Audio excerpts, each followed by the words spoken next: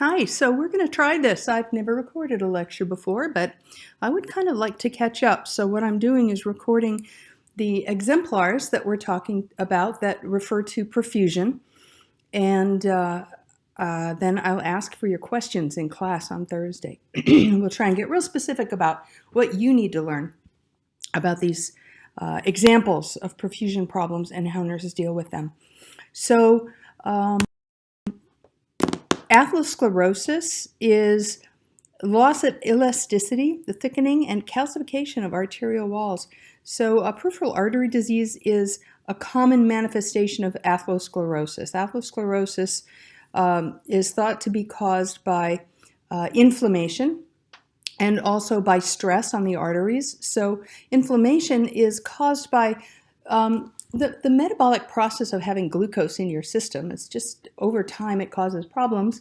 It causes problems a lot faster for diabetics who have high blood sugars, which is why you'll see a higher incidence of atherosclerosis in diabetics. It also happens faster for people who have high blood pressure because the stretching of the artery is felt to traumatize the inside of the artery and cause a little inflammation there. Now, when you have the inflammation going on, then you get the calcification and scar tissue and plaque buildups over it. Plaque is made of cholesterol. It's one of the reasons we try and keep cholesterol levels low. Nonetheless, your body makes cholesterol, and it's thought that the function of this cholesterol is to, one of the functions of cholesterol is to smooth over those areas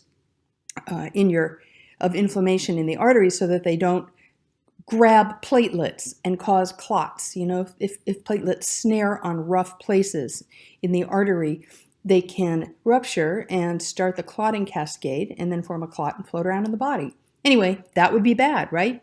So plaque builds up on the inside of the arteries in order to keep the inside of the artery smooth. But you see, this slide illustrates that whereas on the left, you'll see a normal artery, and the lumen of the artery is wide open for the blood to flow through it. The artery on the right has atherosclerosis and has some plaque buildup inside. And of course, what you notice is that the lumen of the artery, the open part of the artery, is not as big. It's not as wide. It cannot accommodate as much blood flow through there. That's how you get into trouble. Lack of perfusion. So vessels that are commonly affected by this called intermittent claudication. If you think about the case study that we had the other day, this man has pain in his legs when he's walking the dog. Remember that gentleman with atherosclerosis that had an MI? That's intermittent claudication.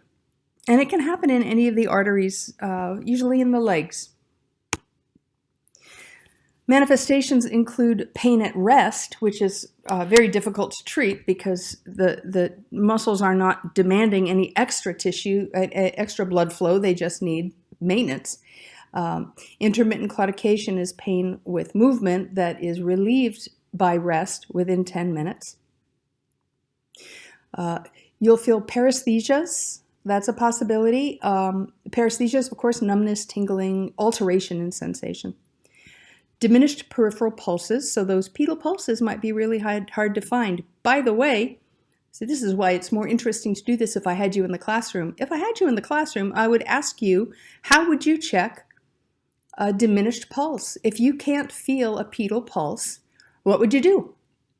Well, most units have Dopplers on them now, and you would go and get a Doppler and see if you could find the pulse with a Doppler. Try it next time you're on the unit. See if you can find the Dopplers and check each other's pulses by Doppler.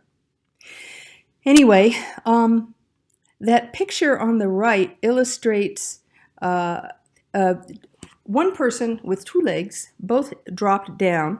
I think what's happened in this picture, I got it off the internet, is that one leg has been revascularized. They did a bypass on the one leg. We'll talk about a bypass in a minute.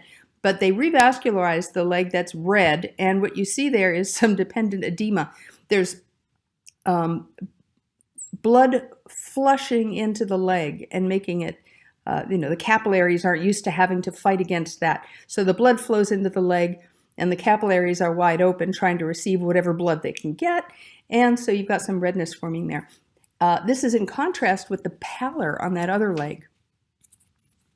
And if the legs are pale with elevation, that's the pallor with elevation, and then they have rubor when they're lowered down. Remember, dependent means lower than the heart. That means that the circulation for this is kind of really influenced by gravity, and that's not right. Normally, our legs should have good circulation when they're up as well as when they're down, and so this is obviously a deviation from that. The skin isn't well nourished, so it can be thin and very shiny because it's so stretched thin. And it can be hairless or very light hair because there's not enough blood flow there to nourish the hair. And toenails can be very thick, also from lack of sufficient circulation. In fact, little sores on the legs can stay there for a long time. This is a heel sore that's caused by arterial insufficiency. There's not enough blood flow down there for this sore to heal. This was probably something pretty minor when it started, but it's a dry wound, and it can get infected, and this can actually lead to amputation. So this is a problem. People with this condition need to watch their feet very carefully, assess them, protect them from injury, and of course get wounds treated promptly. The other vascular issue that can happen, another vascular issue, is a venous stasis. So when you have varicose veins or you've got problems with the venous return to the heart, you might have swelling in the legs. That might also result in sores. Those sores would be wet wounds. They would be draining a lot. Arterial insufficiency is a dry wound because you don't have the circulation down there. It's sort of the leg is sort of being starved for nutrients. So prevention, an ounce of prevention is worth a pound of cure. Smoking, by the way, is bad for you. Don't do it. Makes PAD worse. We want to control blood sugars. We also want to control cholesterol, lipids, and blood pressure. Manage that. Did I say exercise is good for you? Yeah, it's good to prevent PAD as well, and also to heal it. And nutrition, fundamental to good health. So you can see these little pictures here. I've got my happy little couple taking a walk. Representation of fruits and veggies. But that picture of simvastatin, this is an example of the statin medications I was talking about that lower cholesterol. Those are the statin medications, if you remember. Usually people tolerate them very well. But the first sign of problems with it is usually muscle aches. If muscle aches continue, the patient is probably overdosed on the simvastatin. So assess your patient for muscle aches, and if they've got problems like that, then have them talk to the doctor about it. They probably need to adjust the dose. If they get too much of the simvastatin over too much time, the mitochondria in the cells won't function well, and you can actually get tissue damage. You can get death of muscle in the periphery, the body, the skeletal muscles. You can get, that could lead to rhabdomyolysis. You can get liver failure. So that's a bit of a repetition. And then you'll see that little picture of insulin over there. Blood sugar control, very important. So when you're caring for a patient with PAD, you want to focus on maintaining tissue perfusion and slowing the process. So, we encourage good self-care. We encourage prevention. The things that would prevent it to begin with also slow it down. So all the things I just talked about in the previous slide, we want to encourage that for our patients with PAD as well. It's not like, oh, now you got it, it's too late. It's like, oh, now you got it. We want to avoid having any other problems. We want to try and keep it from getting worse. So we do meticulous foot care on these people so they don't get sores like I had in that previous slide. And then we do really good assessments on those extremities particularly. And we do want to encourage exercise. If it hurts to walk for 10 minutes, try starting with 8. Have them push it as far as they can comfortably and then rest and then try it again. They really need to keep moving, even when it hurts. Okay, a little bit more about medications for this. We have platelet aggregation medications, things that stop platelets from aggregating, clotting together, forming clots. Aspirin is one of them. Remember, we talked about a baby aspirin once a day being preventative for stroke. We also use it for these patients to prevent clots from forming when blood is pushing to try and get through those narrowed arterial lumens. Plavix is a little more stronger than just aspirin. Pletol is a vasodilator, so it'll open up the arteries that are too thick. It'll try and open them up a little bit to give a little more space for blood to flow through there. And then Trental is the other one we talked about. That actually makes the blood a little less thick, so it's not directly working on the clotting issues, but it kind of makes the blood a little less thick and increases the flexibility of red blood cells so they can kind of squeeze through there a little bit more easily. So if you have a patient with critical limb ischemia, this is sort of the worst case scenario for peripheral vascular disease. The goal is to protect the limb because it's not getting good circulation. It's getting very poor circulation. Critical means, they could die or their limb could die. We might use spinal cord stimulation. We might use angiogenesis, although that's kind of a wishful thinking at this point. Those are medications that would stimulate the growth of new circulation, new blood vessels. They're playing with that. That's still in the development stage. Typically what we do is the very last thing on the list here, which is revascularization via bypass surgery. Let's see. This slide is a little goofy. Percutaneous luminal angioplasty is one of the things that they do, which is they go through a site in the groin, usually run a catheter up there and try and open up that artery mechanically. They might do an atherectomy. They might do a peripheral artery bypass graft or an endarterectomy. And what I've got is a picture of an endarterectomy going on. And the man there with the scar in his neck, you'll see that what they did is they go in, they open up the neck, they open up the carotid artery, they scrape it out, they close it back up again, and they usually put a little filter in there to protect the patient from throwing clots to the brain, because that would be bad, right? Call those a stroke. But they do this quite commonly to prevent stroke. It's a surgical procedure, and if you think about, what would be the scariest thing that could happen here, right? We're working on an artery. How about bleeding? Of course, the last ditch effort is amputation if they just can't revascularize somebody's limb, or if it's already too damaged from not having enough blood flow, then they might have to amputate. Bypass grafts are probably the most common thing that's done. Endarterectomy, bypass graft.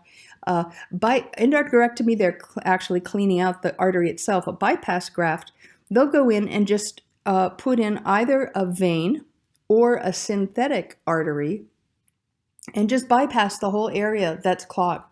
If you can't get blood through there, we're gonna build on another blood vessel that'll carry the arterial blood around the area that's clogged and feed the area down below it.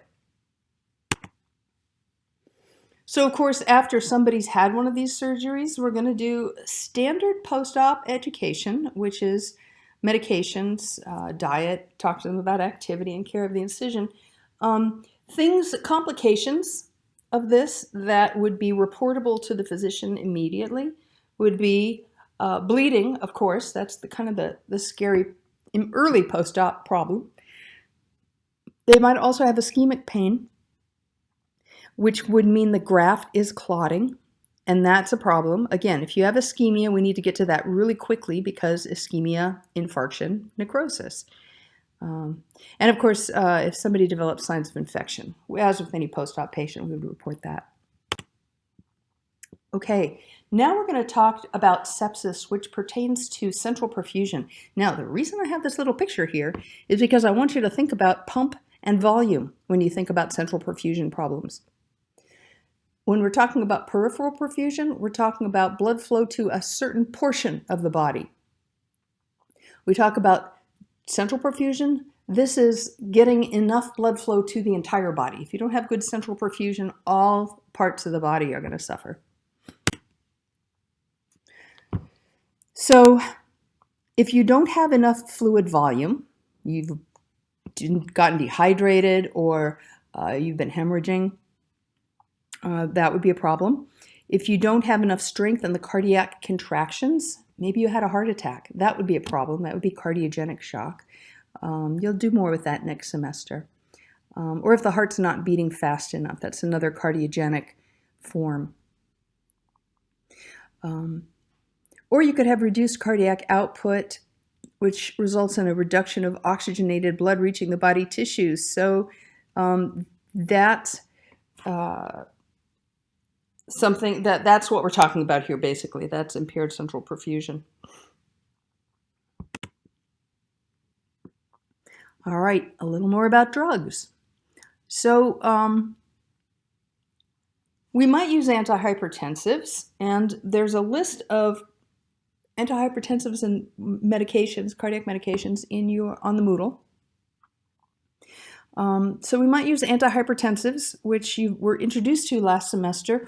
Metoprolol is probably one of the most common. She said certainly no metoprolol. We might give antiarrhythmics. We're not giving digoxin very often anymore. They're less than we used to, but that's still sort of the classic antiarrhythmic, and inotrope, something that slows and strengthens the heartbeat. That's digoxin. We might give anti-anginal agents such as nitroglycerin. Remember, nitroglycerin opens up the arteries, expands the arteries, and allows more blood to flow through. That has a couple of effects. If you've got a heart attack, it might just relieve open up those arteries and get more blood flow to the heart tissue, which would help. But the tricky thing about nitroglycerin is if you get it systemically and you don't need it, you could drop your own blood pressure. So if you're ever administering nitro paste, you want to wear gloves so you don't get it on your fingers, because you could get kind of a nasty headache or even a little bit dizzy. And people have fainted if they've gotten the nitroglycerin on them when they don't need it. Nurses typically don't need it if we're healthy enough to be on duty. Okay, vasopressors are blood pressures that are medications that keep blood pressure up.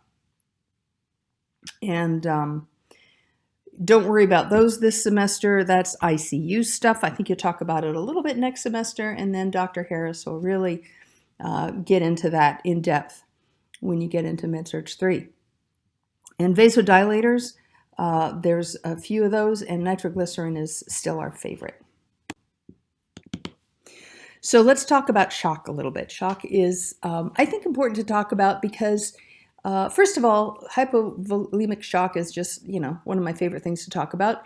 But then again, on the units, we are screening for septic shock quite a bit now. I don't know if any of you have filled out a sepsis screen yet, but typically we're screening most patients for sepsis if they've been in the hospital very long at all, or if they have any risk factors for sepsis.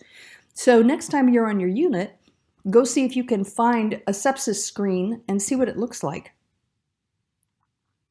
So shock in general is basically ineffective heart pump or not enough value, or vessels are too dilated.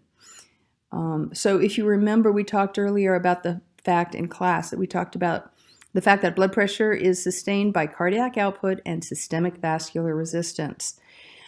And there's several kinds of shock. We're only going to talk about a couple of them. And we're going to talk about hypovolemic shock because it's the most straightforward. Cardiogenic shock is shock that happens because the heart's not beating correctly. And this might come from a myocardial infarct or dysrhythmias, such as electrolyte imbalance, if you remember. Then we're going to talk about distributive shock, one kind of distributive shock, and that's septic shock. Later on in the semester, we'll talk about anaphylactic shock. And then later you'll talk about neurogenic shock. But for now, let's just talk about hypovolemic shock and septic shock. And we're going to start with hypovolemic because it's the most straightforward. So usually, you can afford to lose some blood and you'll still be okay. Like, I don't know how many of you have donated blood, but you can afford to bleed, what is that, 250 or 300 milliliters of blood they'll take out and not replace. And they give you a little juice and crackers and you're fine. You can compensate for it. And remember how the body compensates? Your heart rate might pick up a little bit in order to make sure there's enough of a rate to get the blood around. And your capillaries might constrict a little bit. And that'll help shunt the blood from the periphery in towards those vital organs until you can restore your supply of blood. If you lose 50 to 30% of your blood supply, that activates a sympathetic response and increases your systemic vascular resistance. So your hands might get cold. You might feel chilled because you're not getting enough warmth. You're not getting enough blood flow out to the periphery. Blood loss of greater than 30%, you get stroke volume, cardiac output, blood pressure drops, systemic vascular resistance increasing is no longer enough. Now your blood pressure is dropping. Shock is basically defined if the blood pressure is less than 90 on a normal person. Some people have very low blood pressures, but if the blood pressure is less than 90, typically we consider that to be a shock situation. And once you've got this shock situation going on, it does affect all body systems. If it's not corrected quickly, it can lead to organ failure. And of course, that can kill you.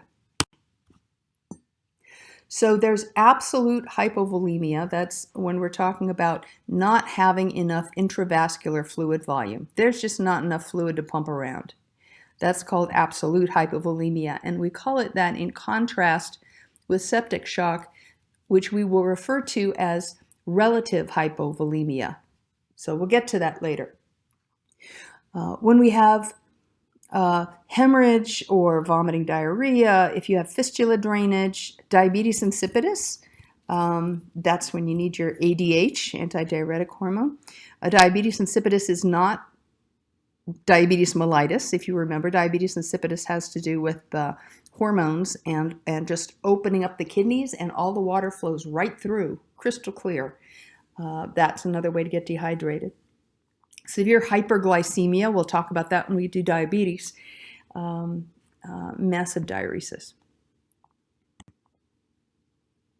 So this is a little picture of what do you do if somebody's in shock. And it looks like the instructions are under the picture. But so this person is positioned with the torso flat on the floor and the legs elevated. Why'd they elevate the legs? Well, for the same reason we would lower someone's legs if they had peripheral artery disease, because gravity is our friend. So if we raise those legs, the blood can come out of the legs and nourish the vital organs, the kidney, the brain. Those are the things we want. Also, the first thing you're going to do for somebody who's in shock, since they're struggling to get enough nutrients to the tissues, there's not enough blood getting out there, we're going to put these people on oxygen.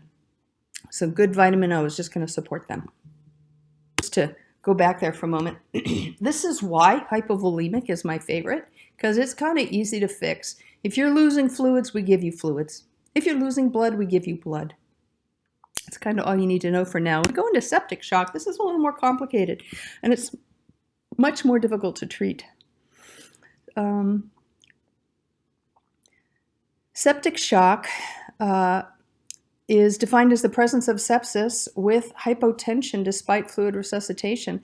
This is relative hypovolemia. This is what I was saying. You've got enough fluid in there. It's just all of a sudden you've got a way bigger tank to fill. Your capillaries all open up. So the space that's available in the vasculature got bigger.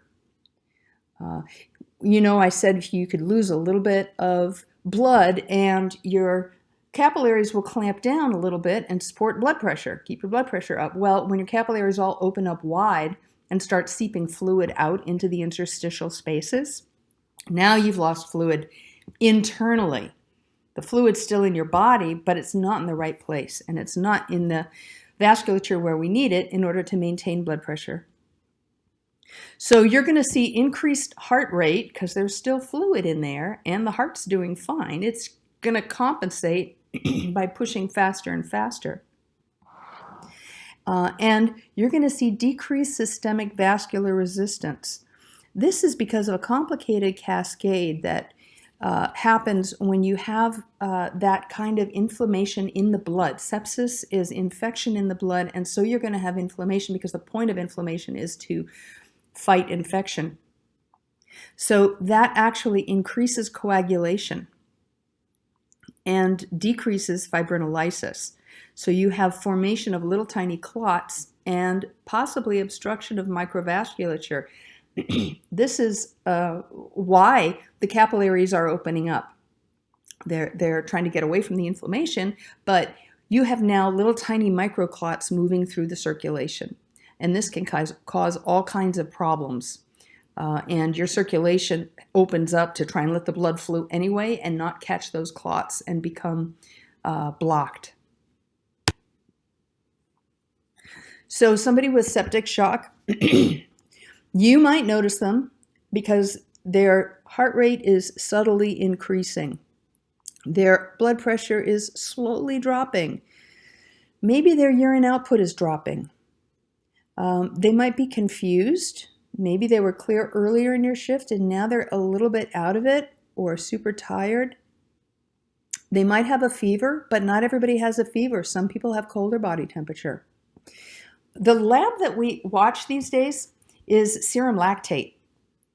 And so you'll see if people meet a certain criteria for blood pressure, heart rate, and temperature is not that important, but blood pressure and heart rate, we might have standing orders to send a serum lactate.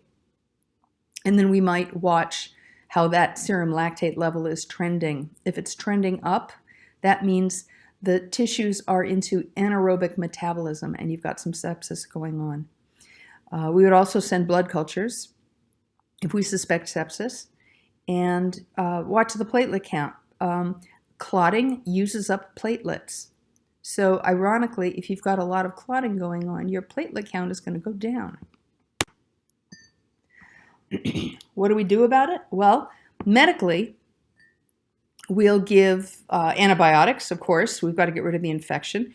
We will support them with IV fluids. The fluids are going to go out into the interstitial tissue. These people are going to swell up, but we have to keep giving them enough fluids to keep the blood pressure up, or you don't get perfusion to the organs. This is when they pull out the vasopressors, dopamine, and so forth. Again, don't worry about learning those this semester. You'll get into that a little bit later. But vasopressors, just know that we do have medications to keep blood pressure up as well as to keep blood pressure down.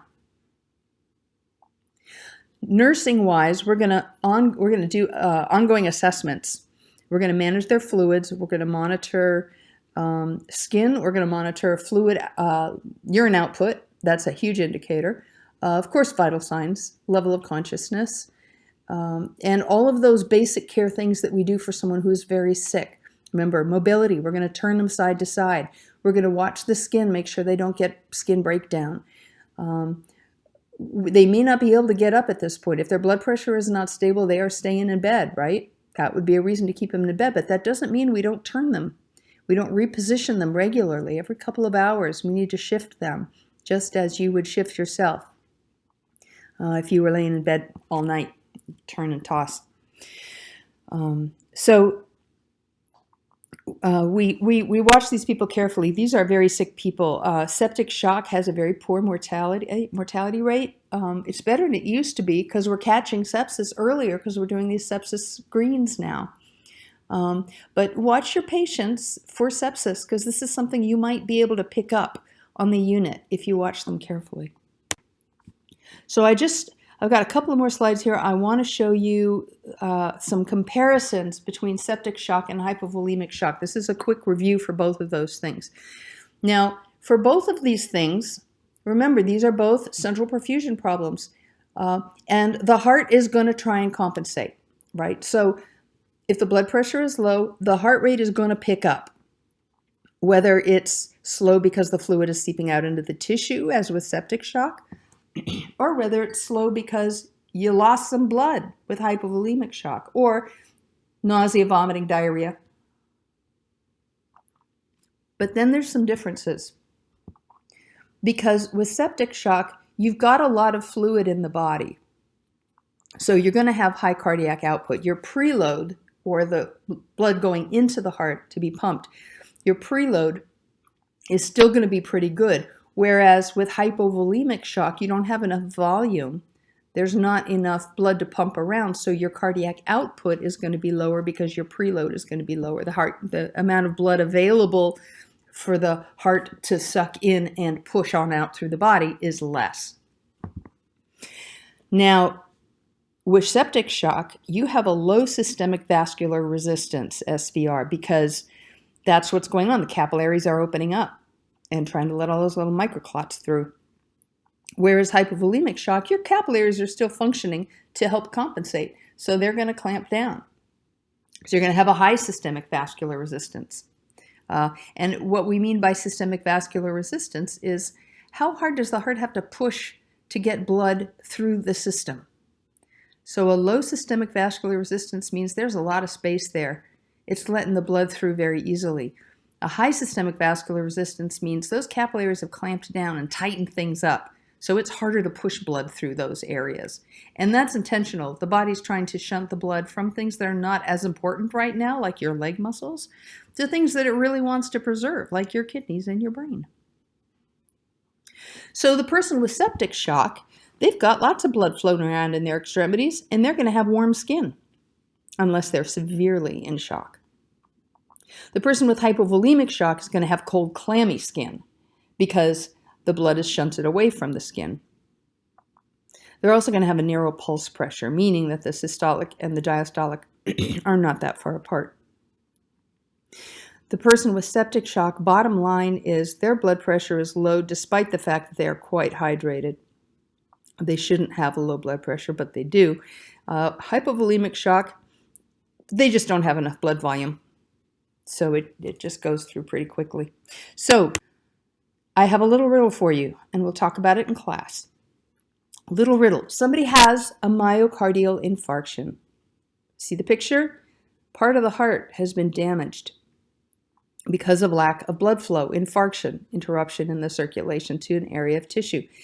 So, since this is the heart, is it a central or a peripheral perfusion problem? And we'll talk about that on Thursday. See you then.